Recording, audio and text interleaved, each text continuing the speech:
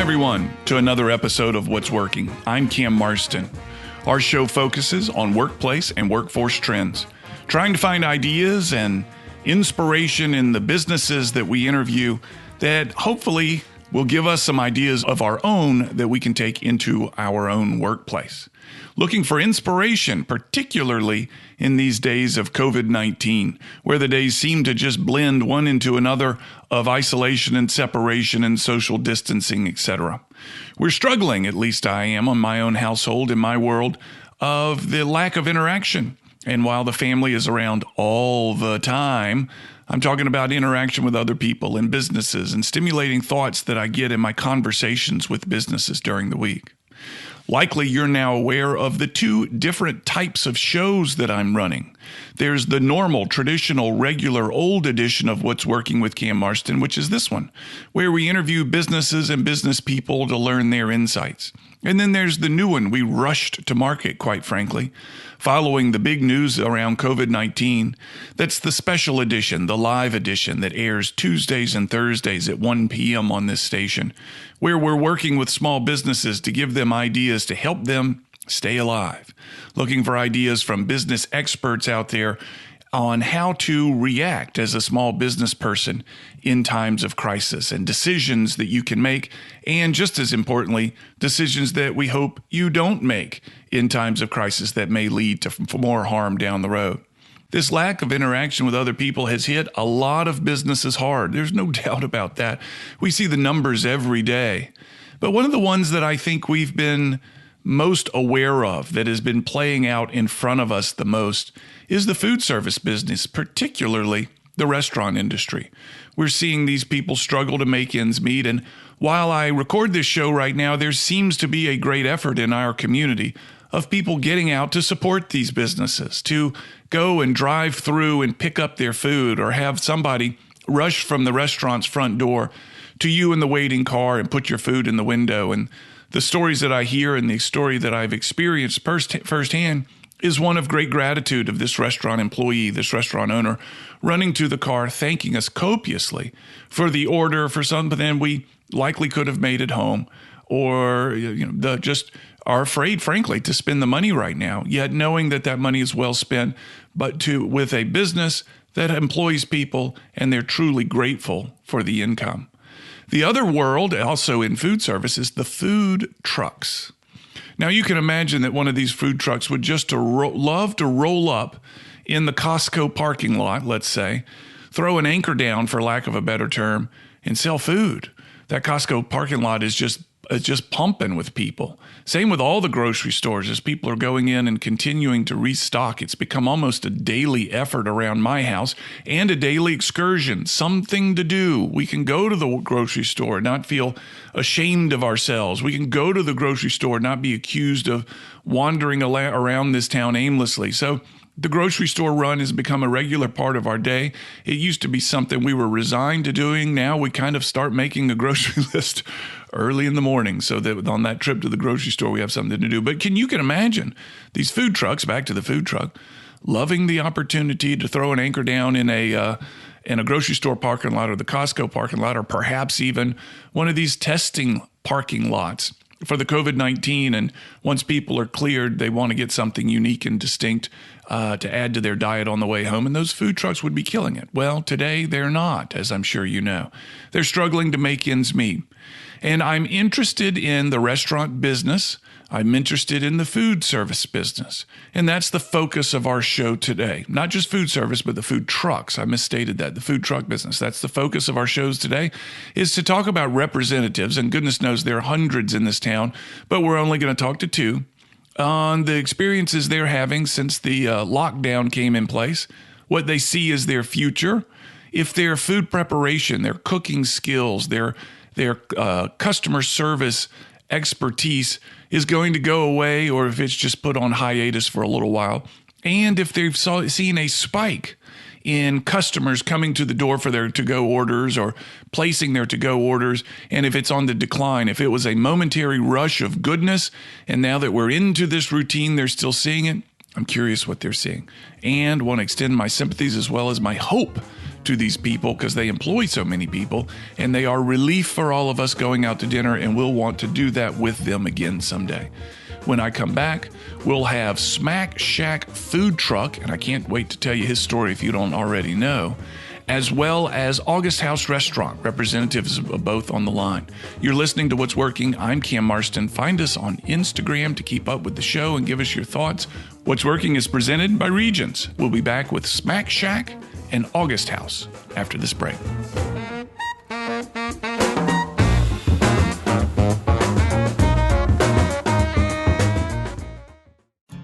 Think about how people really see you.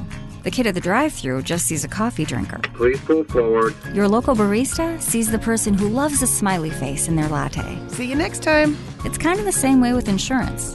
Other insurance companies just see a customer, but a State Farm agent sees more. They see you as a neighbor. Your State Farm agent is here to get to know who you really are, so they can help life go right. Call me, State Farm agent Allison Horner, in Mobile at 666-1616. Hi, this is Cam Marston. If you're struggling with management, motivation, recruiting, and retention in today's generationally diverse workplace, my half-day workshop called Leading Multi-Generational Teams will be helpful to you. It's a leadership development course that teaches leadership skills and management insights for all levels of workplace leadership. I'll be holding a course open to the public on Wednesday, August 26th at the Mobile Chamber and invite you to attend or come with members of your leadership team. Seating is limited to 30 people, so call the Chamber ASAP to get pricing info and to reserve your seats early. This course is one my clients from all over the country have enjoyed and bring me back to deliver time and time again. It's interactive, very fast-paced, and lots of fun. Again, Wednesday, August 26th at the Mobile Chamber of Commerce, or go to whatsworkingcam.com to learn more. Even if we don't meet in person, Regions is still here for you.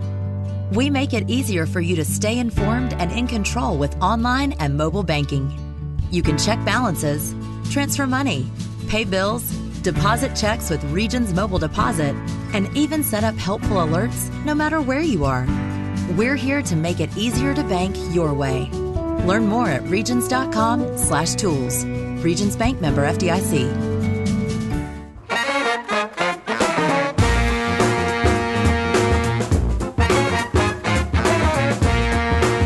You're listening to What's Working. I'm Cam Marston, and on the line with me is Artius Walker. He's the owner of Smack Shack Food Truck, and eager to hear his story because in the bio that I've received, it's absolutely compelling. Also on the line, Jennifer Alford. Jennifer is now with the August House Restaurant and Venue in Spring Hill. They've moved from food truck into a brick and mortar restaurant. Eager to hear what's going on in their world these days in this COVID-19 environment. Jennifer and Artius, thank you so much for your time. Welcome to What's Working. Thank you. Thank you for having us. What's going on in your world today? Jennifer, tell me how the landscape has changed for you, and then Artius, I'll ask you to pick it up when she leaves off. Landscape in terms of what's going on right now is COVID-19. Yeah, how did it change? Tell me about the evolution from business as normal to business with COVID-19. Well, we're adapting. We really are. We almost did no takeout before this happened. Like we were not a takeout restaurant. We were a come in, sit down, enjoy your drink with your meal, kind of a place. And so it has changed dramatically, but we are adapting, and we have some great customers who are really for us, and they're making sure that they're coming out of their way to come to us and make sure that we stay afloat, and we appreciate them wonderfully. Yeah, I know a brick and mortar restaurant is I guess suitable for that, capable of that. Artius, tell me about your story from business as normal to business today. Oh yeah, well, so we pride ourselves. So we're not just a food truck, we're a barbecue food truck, which is kind of a unique niche in itself. And so we prided ourselves on being king of the crowd, so to speak. And so, anytime you're king of the crowd and, the crowds are eliminated, then essentially your entire business model, goes by the wayside. Sure. We also, initially when we started, we would go like set up different locations for lunch. But, popularity had kind of carried us in a different direction to where we were servicing like, Airbus inside the fence, as well as different steel mills up 43. And so you're in this exclusive position to where you can service, 90, 100, 120 plates a day. But all of a sudden, these, larger corporations, they're like, from a risk management standpoint, they're like, we don't want any additional outside food entities on the premises. And so now we're kind of dead in the water between that and weekend events. Literally, Cam, you're the only thing on my calendar. So. Well, I feel for you. I know I got a chuckle out of that, but I can hear the desperation and the seriousness of that. Are you cooking anything at all, Artius, for customers? No, we unfortunately, what we decided to do was because of the overhead required to operate our truck, we decided to pay our employees. It's almost like we're paying like half of what they would have made within that week's time. I can afford to do that for 6 weeks before we've kind of eaten up, whatever profit was made from Mardi Gras. Oh, so, I see. Yeah, we decided to do that, and that way it kind of allows them to, take care of their families, stay safe and whatnot. Us different. So we're so much different from a brick and mortar in the sense of, we just don't have the infrastructure to be able to safely operate, in my opinion anyway, to safely operate in this environment. I've seen other restaurants, you go there and you don't even have to touch anything. They have a table set up to where, it's space between you and them, and you can stick your card in across. Our setup is totally different. It's like the way we operate with somebody out in front of the truck. Yeah. And I don't want to put that person at risk or anybody else at risk. So we decided to unfortunately to shut down for to try to ride this storm out. How many employees do you have, Artius? Full time, probably 3, maybe 4. But part time altogether is 7 of us. 7. And Jennifer, how many do you have? What's your what does it look like for you? What are you doing for the employees that work for you? So we're still open, and we have around 10 employees, about maybe 3 or 4 full time, and the rest are part time. We were really lucky. We had 2 or 3 of our servers who just went ahead and said they wanted to go home, and they had family members who were susceptible to COVID-19, so they just didn't want to risk it. So they just opted that they didn't want to work until this was over. And so the ones that did want to work, basically when we kind of had to cut down on our normal shifts, the ones that wanted to work are still working. And the ones that wanted to be home are home. We're just kind of going with it until we figure out when we're going to reopen. So let's talk about, Jennifer, for you, the supply lines. Are you able to get food from the food service people, the distributors, that you need to continue to maintain your menu? Have you gone to a reduced menu? Tell me about working with your suppliers right now. So we have reduced our menu, and we have changed things up a bit, especially right now we're offering our curbside menu where you can come and get hot food, but you can also get take and bake meals that are family style, that you can just like put in the oven and heat up for dinner later.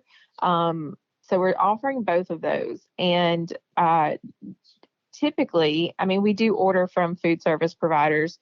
sometimes, but we're not a big operation and we don't have to do it every week. We had to this week because I can't find what I need in the grocery store just to get through the week for a restaurant. Like we couldn't find bread for hamburger buns or anything. Like it was a disaster. And so we did have to make like a larger order from a food service provider than we would normally, because it's the only way we can get the food we need to serve everybody. Are these good problems to have, Jennifer? Does this mean you're getting orders, you're cooking food, and the fact that you can't find the ingredients you need is a good product to have? It means you're busy in some way. Is that right? Yes and no. I put it this way to a friend of mine that I really only needed like 30 hamburger buns to make it through the week. That's about how many hamburgers. But if I order from, a food service provider, I get a case, and there's a case minimum. You can't break the case and get half of it. So I now have like 100 buns that I'm going to have to, store, which is not something I would normally do. We have one small freezer, and it's basically for French fries and beer glasses. Oh, wow. We don't freeze anything. We buy everything fresh. And it typically means we go to the store once a day. Yeah. And we get fresh produce, and we get fresh seafood, and we get fresh everything. And so it's different for us to have to adapt in that way. Yeah. But we're, like I said, we're just adapting, improvising, and overcoming. That's great. Adapt, improvise, and overcome. I'm going to steal that. That's fantastic. Ardia says, anybody reached out to you to try to help you along the way? And first, I want to compliment you for setting that money aside post Mardi Gras so that you had the ability to pay the people like you are. There are a lot of studies that we're seeing right now that people are living paycheck to paycheck, and your foresight to do that, it's always a good discipline, has been really valuable, I'm sure, to your employees. I hope they're grateful. Is there anybody that's reached out to you for an offer to help in some way or another? Yeah. So we have money set aside to get a new smoker, and so we're just instead of, like you said, instead of building more infrastructure for the business, it just you take it and you kind of decide what's most important. And, a new smoker will be there, down the line. But right now we need to weather the storm. Yeah. But yeah, like Jennifer was saying, that's another one of the challenges we're looking at. It started early on. We'd go to the store and it'd be like, they're out of water. I'm like, well, how is Sam's out of water? Yeah. And it's like something about a COVID-19. And it's like, I'm not sure what's going on, but piece by piece, all the bread was gone, and all this item was gone. Yeah. But I had a conversation yesterday with, she's the vice president of the Saraland Regions branch. Yeah. But so she reached out to us yesterday. LaTanya Dixon is her name, and she of course she knows we're a small business. She knows we're a food truck. She's kind of saw us grow from barely having a $50 minimum to open up an account until, she sees what I make faster than my wife does. Yeah. And so, but she reached out yesterday to kind of help us through some of the new processes for the Small Business Administration, how those emergency relief loans work, and what kind of options may be available to us through regions. And so that's good. When we come back from break, I want to talk to you both about any sort of lessons learned. It may be premature to ask this question. It's not over. The crisis is not over. But any sort of lessons learned that you think you'll never forget as a business owner in the food service world. We'll discuss that when we get back from break. Folks, I got Jennifer Alford with August House Restaurant on the line, and Artius Walker, who owns Smack Shack Food Truck. We're talking to them about their current COVID-19, We'll hear about lessons learned as well as I want to hear their origin stories because I know they're pretty good. You're listening to What's Working. I'm Cam Marston. What's Working? Presented by Regions. We'll be back after this break.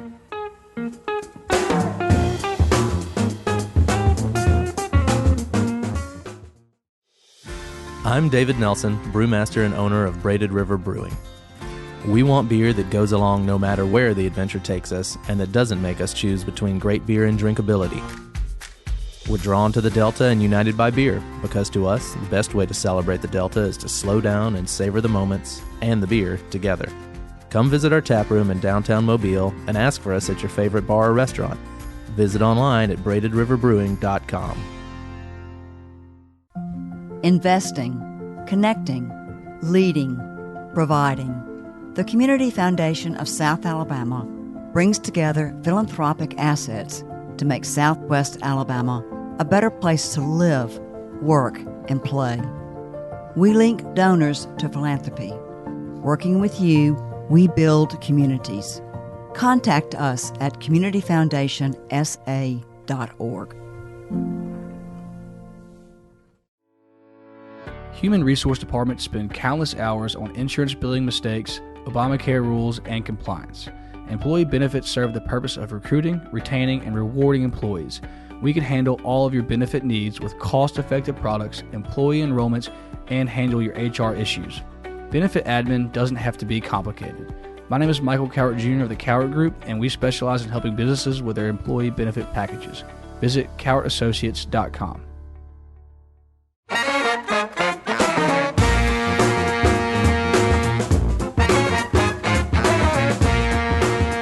The COVID-19 virus has hit us all a bit differently, but no one more forcefully, I would say, than the food service business.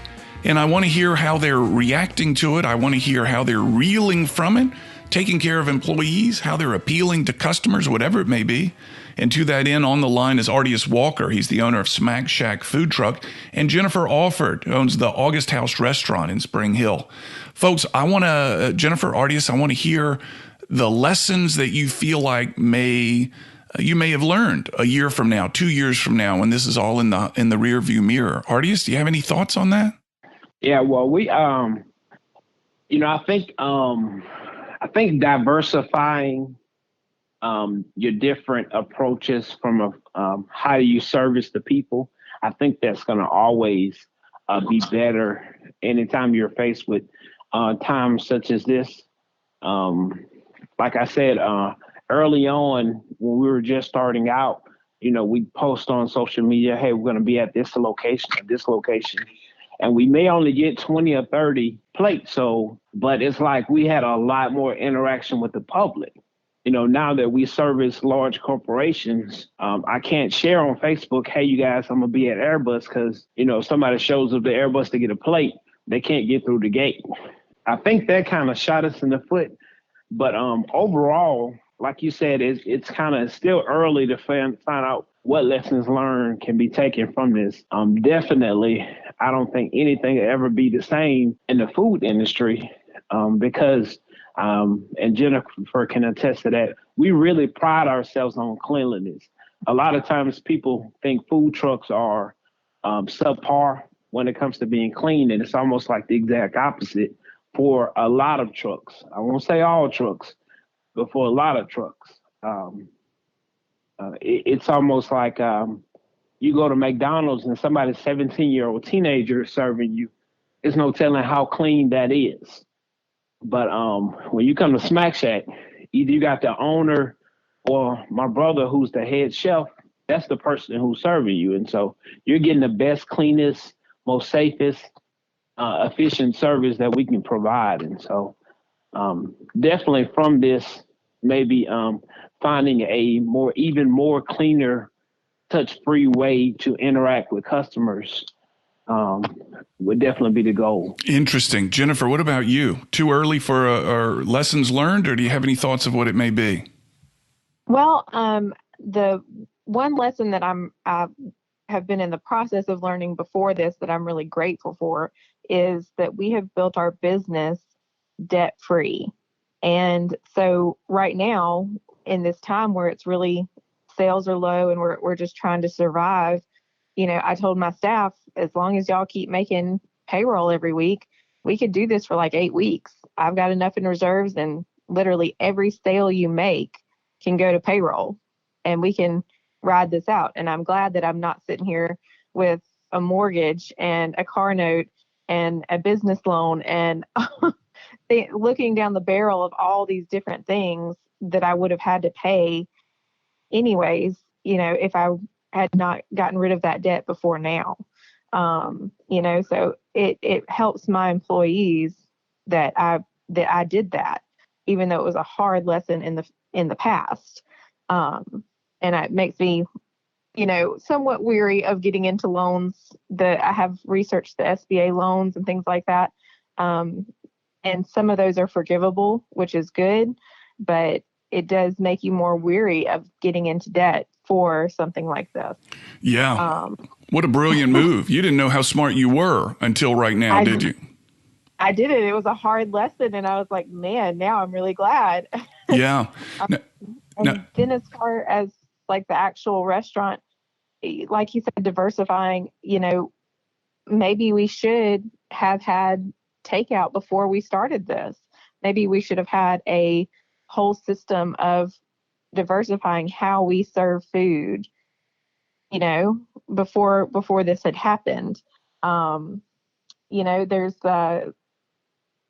for us, it was a big change, but thankfully we didn't have to shut down. We just had to alter everything that we normally do. And hopefully we'll come out of this on the other side with even more lessons that we've learned. Now, I know the two of you both have customers that love you to death, that are fond of you. Artius, yours know where to find you, perhaps on the inside of the gate of the Airbus facility. Jennifer, yours are predictable. You're going to be in that building in Spring Hill with, that I know where is, not far from my office. So you've done a good job, both of you, of developing customer relationships through quality food, quality service on site or wherever you're selling, Artius. But Jennifer, it seems like you've gained an advantage in that you're able to do the takeout, that people know where to go. I'm curious if you developed, did you develop a customer list during this time? Drop your card in and get a free lunch once a week so that you have email addresses and phone numbers. Are you mining this customer information? Did you ever gather it, and are you mining it now to your benefit? We did not before now. For instance, our take and bake meals, we have a touch free or a zero contact delivery method where people can order their take and bake meals, and then we can deliver them to their front porch at the time and date that they specify, and they don't even have to interact with anyone. And so for that, now we are collecting emails and, phone numbers and compiling a list of customers that we can use to reach out in the future. But it's something that really didn't cross our minds until this happened.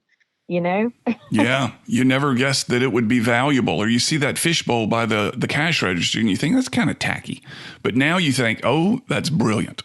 It's kind of like paying off that loan. Yes, exactly. Artius, are you reaching out through the social media world that I know your customers follow you on to give updates, to let them know that you're still out there, that you've got ways to keep your people around, and you've got some reserves that you're getting into? And what's their reply been?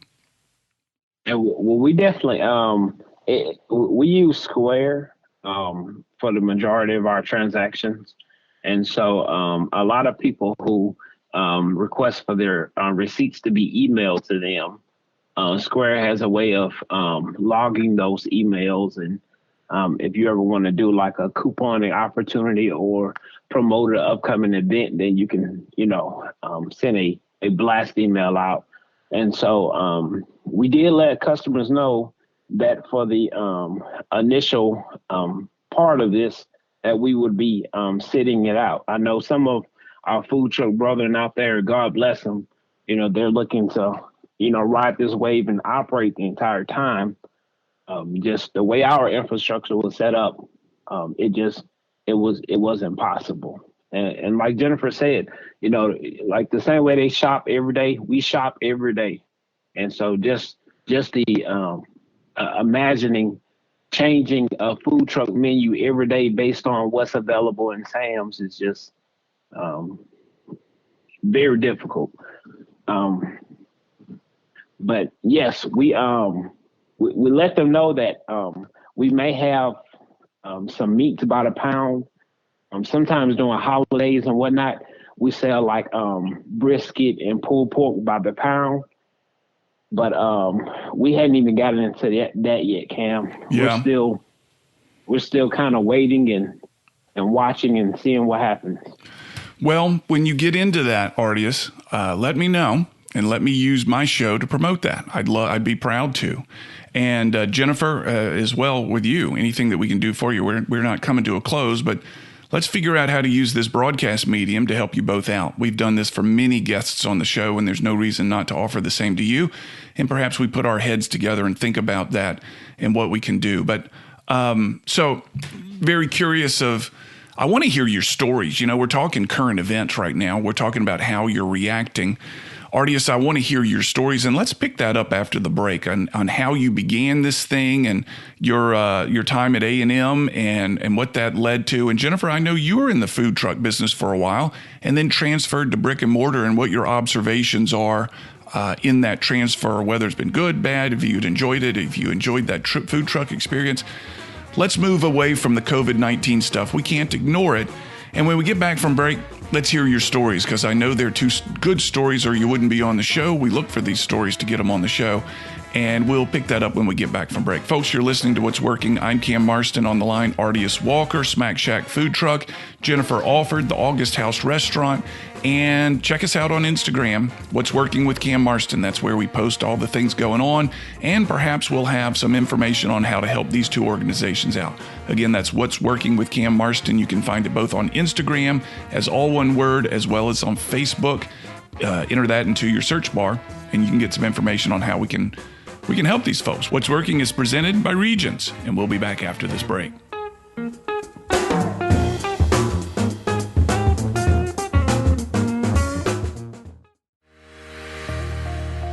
The Community Foundation of South Alabama links donors to philanthropy, builds networks across 8 counties, and builds dreams for those in need.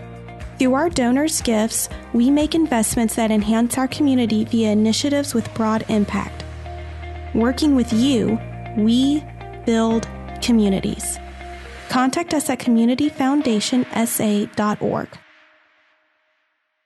Life insurance is one of those subjects that make people want to change the subject rather than admit they probably don't have enough. I'm State Farm agent Allison Horner, and that's why I focus on how the benefits of life insurance actually live on by asking people to think in terms of life without having to sell the house insurance, or life without having to give up college insurance. Find out how the benefits of life insurance can live on for your family. Call me, State Farm agent Allison Horner, and get to a better state with State Farm. I'm Matt Armbruster with Ransom Ministries. We help people in our community that most others have given up on. Please donate your unwanted electronics to Ransom Recycling. We teach life skills, job readiness, and job creation through our electronic recycling program. We take anything with a cord. Find us at ransomministries.com, or you can call us at 251-751-0044.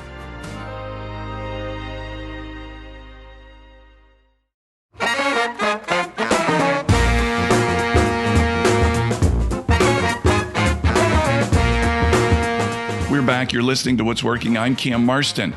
On the line, Artius Walker, owner Smack Shack Food Shack, and Jennifer Alford, owner of the August House Restaurant and Venue.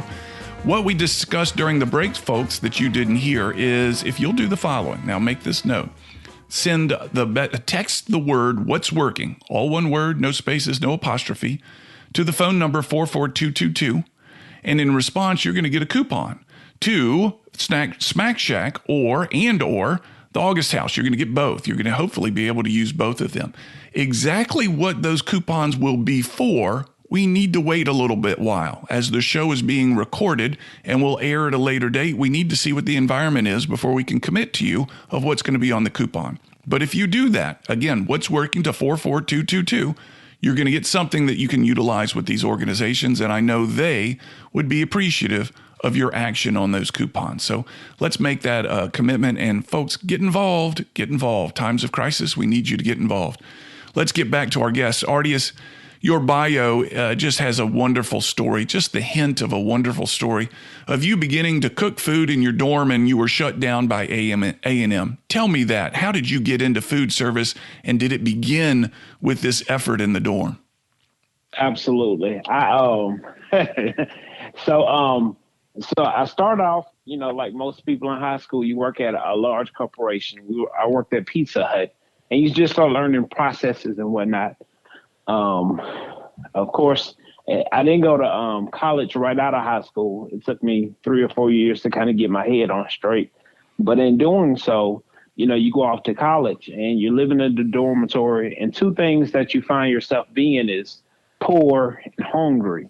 Now, you're not really poor because, your tuition is paid, you got a meal plan and whatnot. And a lot of times when the cafeterias are closed, you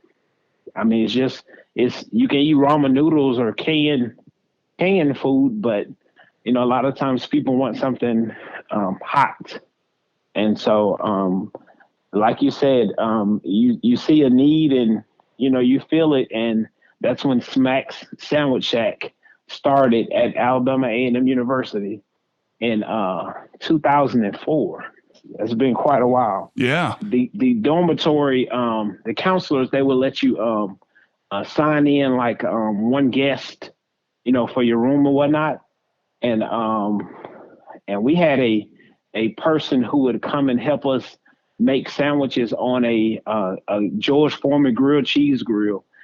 And it was just your basic cheese, bread, bologna or ham or something to that effect.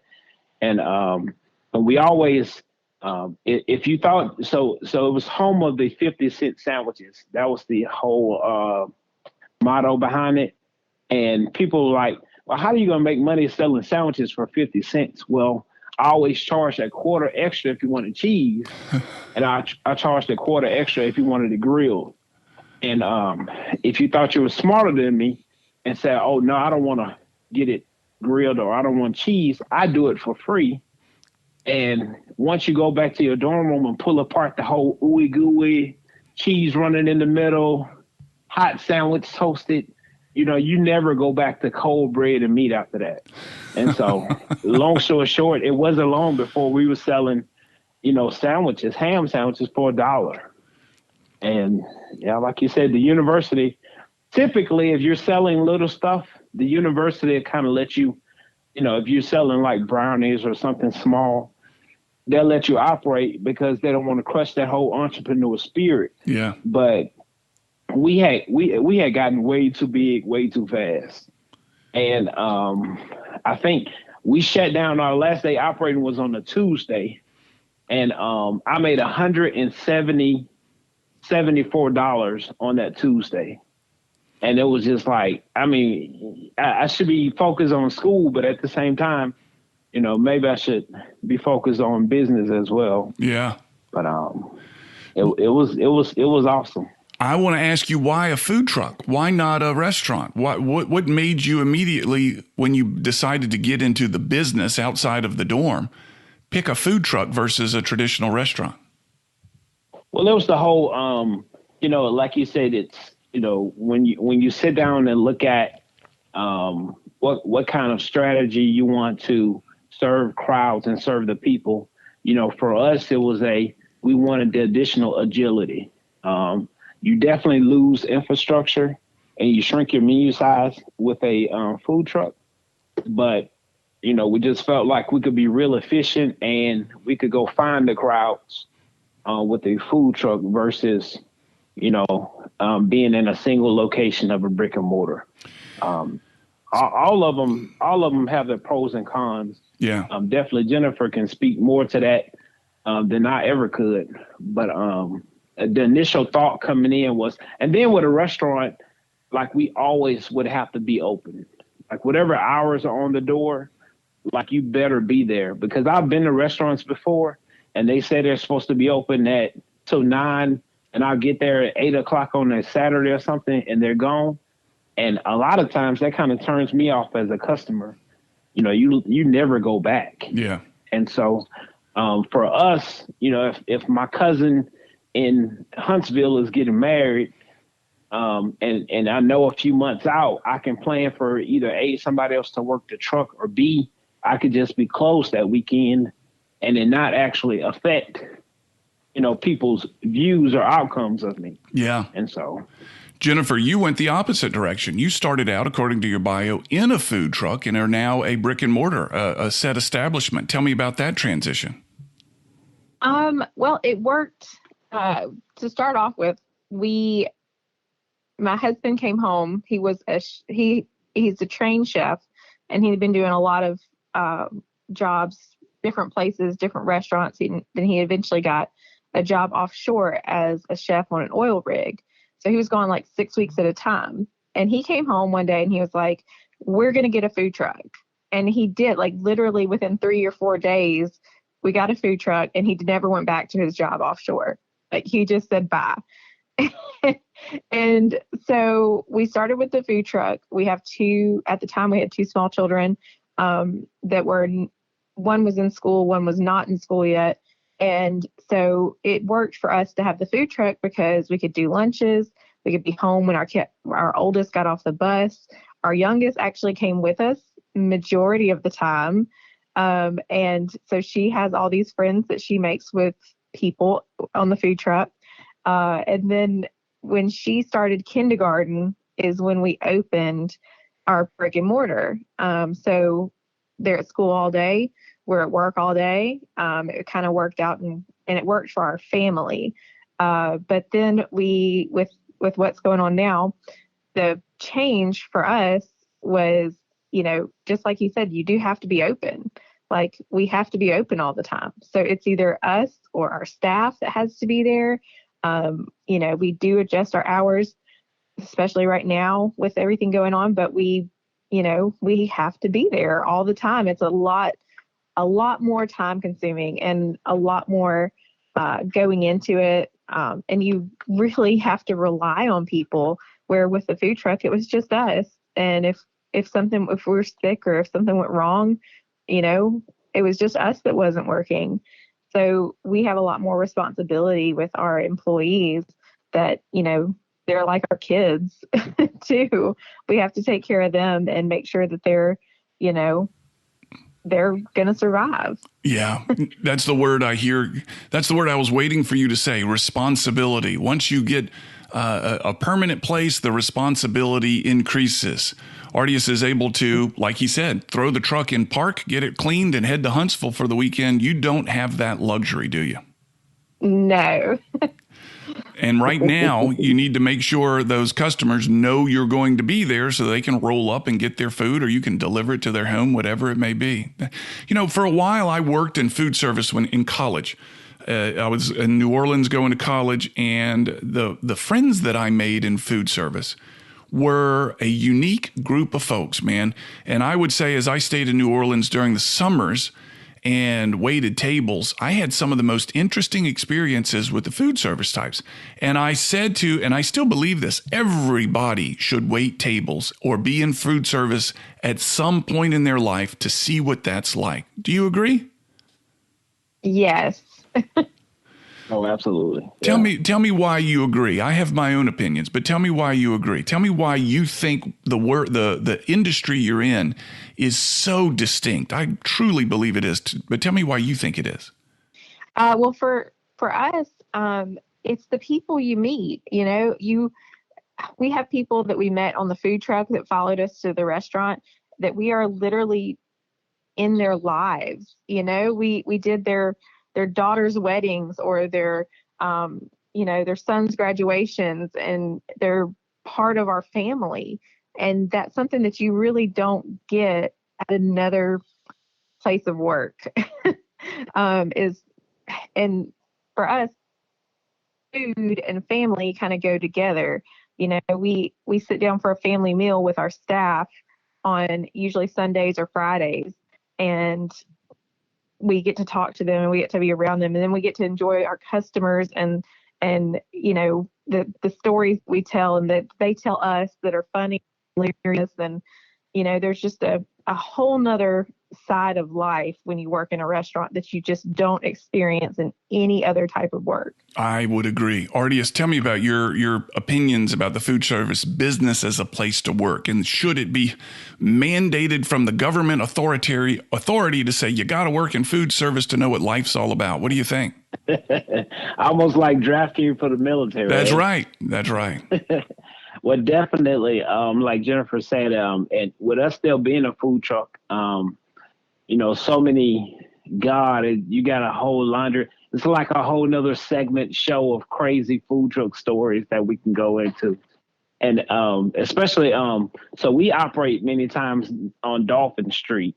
And what you start finding is from CEOs to housekeepers in the hotels, everybody's the same when they come to the window. Of course, we train our staff and we treat everybody with the same level of respect, but so many times people put their guard down when they're ordering food because it's like, I'm not your boss right now because I'm on my lunch break, or, I don't have to manage anybody. I can be comfortable because it's after hours and I'm downtown Mobile. And so that's the cool part about me. You really get to know people for who they are versus, that's my boss, or I'm looking down on somebody because they're taking the trash out. All that classism that goes along with life, a lot of that is nullified at a food truck because, whether you're the CEO or the janitor, we're going to give you the same beautiful level of service, and whoever was in line first is whoever we serve first. And so, to me, that's the coolest part about it. What a great perspective, Artius. What a great insight that it's a true democracy at the window of the food truck. And I love that thought. I just love it. Folks, on the line, Jennifer Alford. Jennifer owns the August House Restaurant in Spring Hill, August House Restaurant and Venue in Spring Hill. Artius Walker, owner of Smack Shack Foods Truck, which began with a George Foreman grill at Alabama A&M University, now a barbecue powerhouse in our region. And folks, they're both dealing with the implications, or what is it I'm trying to say? The devastation, let's say it, of the COVID-19 virus, both working hard to keep themselves afloat and to keep their teams afloat through some noble and really heroic efforts out there. Jennifer, Artius, thank you so much for your time. Thank you. Thanks, Cam, for having us. Folks, if you text what's working to 44222, you're going to get a coupon from these two. We're not exactly sure what it'll be, and we want you to utilize that coupon. Go into these places when you can and helping them out. They need it now more than ever. We all need a little bit more help right now, more than ever, but let's do what we can for them. You're listening to What's Working. I'm Cam Marston. What's Working? Presented by Regions. We'll be back after this break with final comments.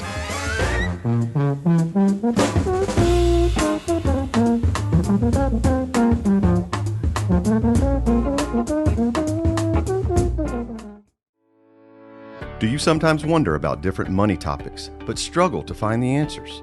The Every Dollar Counts podcast with Gulf Coast experts Josh Knoll and Jay Stubbs is made for those folks serious about their financial plan and looking for answers. Josh and Jay dedicate their time to explaining the various services and products available, as well as discussing lifestyle and money interests of the modern day family.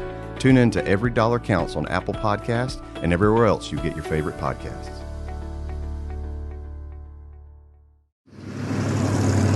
That's the sound of rush hour.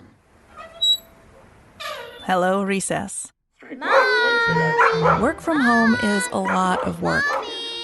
Even though we're a little further apart right now, we're still in this together. Regions is donating this ad to local food banks to shine a light on them as they feed our neighbors in need. Learn how you can help or get help at regions.com/foodbank. Regions Bank, member FDIC. What's Working with Cam Marston is brought to you by Stella Artois Beer. Stella Artois is a perfect beer for celebration. Nothing caps off a big sale, hitting your incentive goals, or a profitable quarter like a round of Stella's. Brewed first in 1708 as a special Christmas brew, today Stella is a gift for everyone to enjoy year-round. Stella Artois. Find it wherever fine beer is sold.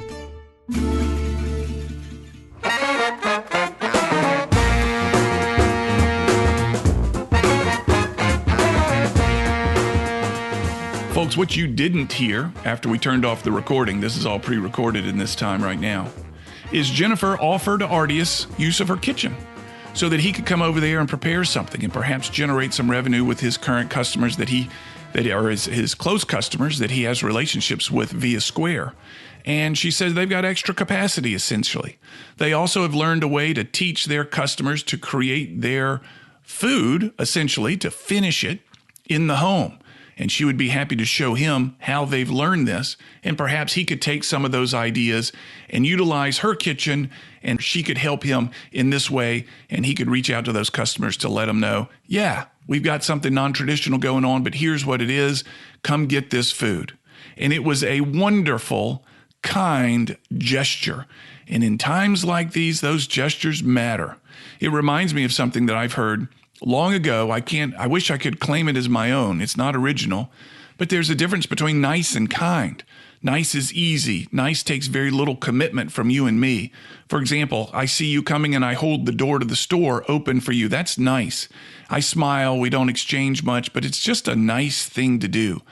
Kind requires energy. Kind requires commitment. Kind requires a little something more. It takes a little bit more to be kind. It takes an energy commitment. It's saying things that you wouldn't normally say, doing things that you wouldn't normally do, or perhaps more appropriately, not doing things that you may want to do. Jennifer was kind in offering her cooking space to Artius. And in a time like this of constant fluidity and motion and uncertainty, let's all figure out a way to be kind with one another. If you're a fan of the show, you know I'm trying to end them with a little bit of an inspirational/motivational thought. And I hate to pigeonhole myself as an inspirational or motivational person, but in times like this, these things matter. Let's you and I figure out ways to be kind with one another. I want to remind you of the text service. They're going to offer some coupons, and we don't know what I don't know as we're recording these shows what it's going to be. It's going to depend on how things change between the recording and the playing of the show, but you're going to get it if you text What's Working to 44222. Again, What's Working to 44222. You'll get the coupon to use in some way at Artius' store or Artius food truck or Jennifer's brick and mortar store. I hope you'll take advantage of that. They need you now. Everybody needs us now, but they need you now. Let's see if we can't take advantage of their generous offer in some way or another. Last, here's how to get in touch with us. I continue to become a disciple of Instagram. What's Working with Cam Marston on Instagram? You can find this show and the things that we're up to, upcoming guests. You can leave us messages about ideas. You can also find me personally on Instagram at Cam Marston on Instagram. The show is also available on Facebook. What's Working with Cam Marston? You can see much of the same thing and keep up with us and what we got going on. 251-260-8100 is the phone number. Again, 251-260-8100. Leave us a text or send us a text. Leave us a message. We can get your ideas, your thoughts, your feedback, and your questions for any sort of guests. And you can go to what'sworkingcam.com to get it, to hear this as a podcast and subscribe and send it to other people who you feel may be interested. The show is produced by John Thompson at Ion Digital. That's spelled E-Y-E-O-N Digital. John is a great help to the show. Kristen Ogden takes a lot of these schedules, marries them together, and figures out when we can all get on the phone and record, both indispensable to the success of the show. Do your best to have a good week, everybody. Be kind, and I'll see you next week.